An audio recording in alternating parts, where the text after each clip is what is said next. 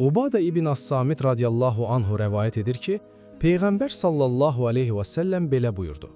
Kim Allahla qarşılaşmaq istəsə, Allah da onunla qarşılaşmaq istəyər. Kim də Allahla qarşılaşmaq istəməsə, Allah da onunla qarşılaşmaq istəməz. Rəsulullah sallallahu aleyhi və səlləmin zövcələrindən biri dedi, axı biz ölmək istəmirik. Peyğəmbər sallallahu aleyhi və səlləm buyurdu, söhbət bundan getmir.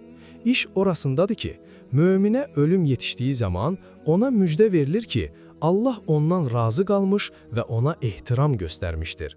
Həmin an onun üçün qarşıda onu gözləyən neymətdən daha sevimli bir şey ola bilməz. Odur ki, o, Allahla qarşılaşmaq istəyir, Allah da onunla qarşılaşmaq istəyir.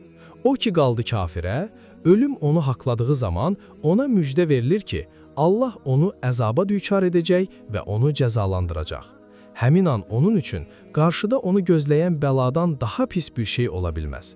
Odur ki, o, Allahla qarşılaşmaq istəmir, Allah da onunla qarşılaşmaq istəmir. Bu hədis bizə öyrədir ki, məsələ ölümü sevmək və ya sevməmək deyil. Əsas məsələ Allahla hansı halda qarşılaşacağımızdır. Ona görə də çalışıb, salih əməl və tövbə ilə yaşayaq ki, ölüm anı bizim üçün qorxu deyil, Allahın rəhmətinə açılan bir qapı olsun.